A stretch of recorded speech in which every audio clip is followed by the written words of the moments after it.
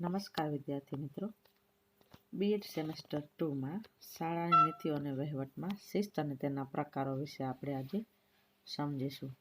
તો શિસ્ત અને તેના પ્રકારોમાં આપણે જોઈએ તો શાળા શિસ્ત.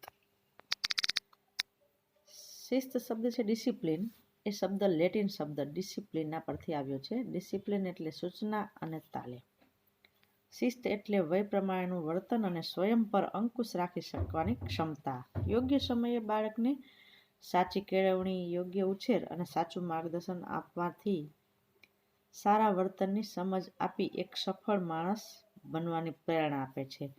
ડિસિપ્લિન શબ્દ છે લેટિનના ડિસિપ્લિના પરથી ઉતરી આવ્યો છે. ડિસિપ્લિન એટલે સૂચના અથવા તો તાલીમ આપવી એવું થાય છે એનો અર્થ, જે એક સફળ માણસને પ્રેરણા આપે છે કે સાચી કેળવણી આપવા માટેની યોગ્ય ઉછેર અને સાચું માર્ગદર્શન આપવાની એક વર્તનની સમજ આપવા માટેની સ્ટ્રિક્તા.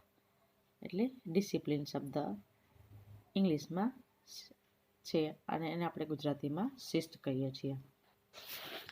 તો ડિસિપ્લિન એ શાળામાં અને અમુક બિઝનેસમાં પણ, દરેક શાળાઓમાં અને બિઝનેસમાં અનિવાર્યપણે હોવું જોઈએ, જેનાથી દરેક કાર્ય સમયસર પૂર્ણ થાય છે.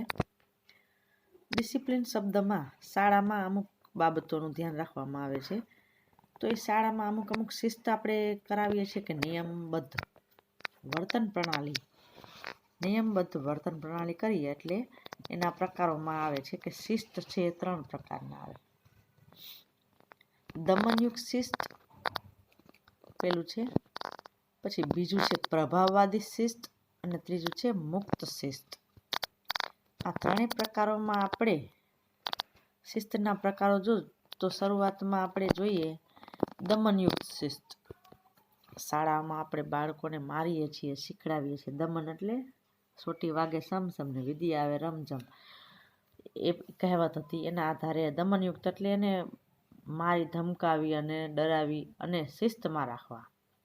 જો તું આમ નહીં કરતો આમ કરવામાં આવશે. દમનયુક્ત મારી ધમકાવીને શિસ્તમાં રાખીએ છીએ, દમનયુક્ત શિસ્ત છે. કે અનુશાસનમાં રહેવું ફરજિયાત છે, અથવા તો દંડ થશે, ફાઇન થશે, આમ નહીં કરો તો આટલા દિવસનું તમને આ થશે, પછી અથવા તો વધારે પડતું એને મારવામાં આવે, વધારે ઉતારી પાડવામાં આવે, દમનયુક્ત શિસ્ત કહેવાય. આ બધા એના ઉદાહરણો છે. જે પ્રકારના શિસ્ત વિદ્યાર્થીઓ પર થોપી દેવામાં આવે તેને દમનયુક્ત શિસ્ત કહેવાય છે. દમનયુક્ત શિસ્ત એ સોટી વાગે સમસમ વિદ્યા આવે રમઝમ પર કહેવત પર આધારિત છે. સોટી શિસ્ત એ રાક્ષસી શિસ્ત છે, જેના દ્વારા બાળક લઘુતા ગ્રંથિથી પીડાતો, બીકણ, નબળો, આત્મવિશ્વાસ વિનાનો બને છે. આ પ્રકારના શિસ્તથી બાળકોમાં આચાર્ય, શિક્ષક અને શાળા પ્રત્યે નફરતની ભાવના પેદા થાય છે. જો આપણે આગળ કહીએ એવી રીતના જ કે વિદ્યાર્થીઓ પર મારી, ઠોકારી અને બેસાડી દેવામાં આવે એવું શિસ્ત, કે આ બધું તમારે આવું કરવાનું છે. તો બીજો પ્રકાર છે પ્રભાવવાદી શિસ્ત. પ્રભાવવાદી એટલે જે શિક્ષકની એવી પર્સનાલિટી હોય કે એને જોઈને જ તમને બીક લાગે ને તમે ઓટોમેટિકલી જ એના કાયદા કાનૂન અને એની જે કંઈ વાતો છે એને અનુસરવા માંડો છો. એ પ્રભાવવાદી શિસ્ત છે. એની પર્સનાલિટી જોઈએ એને. એમાં ઘણા બધા એવા પ્રકારો છે ને તમને સ્કૂલમાં પણ એવા આદર્શ વ્યક્તિ જોવા મળતા હોય, જેના કારણે તમે એનાથી પ્રભાવિત થાઓ છો અને એના અનુસરો છો અને એના જે કંઈ કાયદા કાનૂન છે એ માનો છો. તમને એવા શિક્ષકો પણ ગમતા હોય છે કે જે તમારા ઉપર પ્રભાવ પડ્યો હોય એનો તમે કયો એમ કરો છો. એટલે કે તેનો અર્થ સામેના લોકો પર વ્યક્તિ પોતાનો જે પ્રભાવ પાડે છે તે, જેમ કે ઘરમાં માતા પિતા, વડીલો, શિક્ષકો વગેરે દ્વારા બાળક જે કંઈ શીખે છે તે પ્રમાણે આચરણ કરે છે. જો શિક્ષકનું વ્યક્તિત્વ પ્રભાવશાળી ન હોય કે શિક્ષણ કાર્ય ખામીયુક્ત હોય તો વિદ્યાર્થી પર પોતાનો પ્રભાવ પાડી શકતા નથી. એટલે શિક્ષકે પ્રભાવશાળી બનવું જોઈએ, જેથી કરી અને બાળકો ઓટોમેટિક જ શિસ્તમાં આવી જાય એના પ્રભાવ પાડવાથી. એની વ્યક્તિત્વ, એની પર્સનાલિટી જોઈ અને બાળકને જ ઈચ્છા થાય કે આ શિક્ષકના કાર્ય ઓટોમેટિક થવા માંડે, એનો પ્રભાવ પાડે. એટલે આ પ્રભાવયુક્ત શિસ્ત એનો પ્રકાર થયો.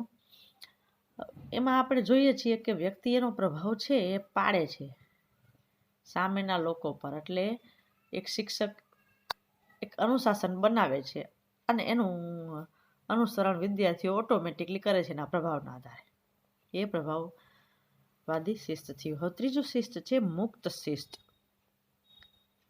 ફ્રીડમ. તમારું ગુણ અને આયોજનના હિસાબે તમે મુક્ત શિસ્તમાં રહો છો.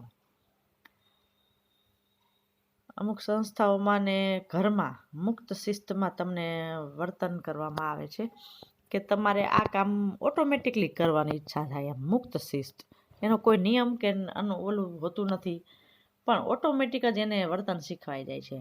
શિસ્ત એટલે યોગ્ય વર્તન શીખવવું, અયોગ્ય વર્તન ઓછું કરવું. સ્વયં શિસ્ત દ્વારા લક્ષ્યાંક સુધી પહોંચવાની શક્તિ આપોઆપ આવે છે. બાળકોને મારી ધમકાવી કે કોઈના પ્રભાવથી નહીં, પરંતુ એને એમ થાય કે મારે અત્યારે સ્કૂલે જવાનું છે, મારે અત્યારે ટ્યુશને જવાનું છે, એ બધી ખ્યાલ આવી જાય છે. એ ઓટોમેટિકલી થાય છે, સ્વયં શિસ્ત મારે છે.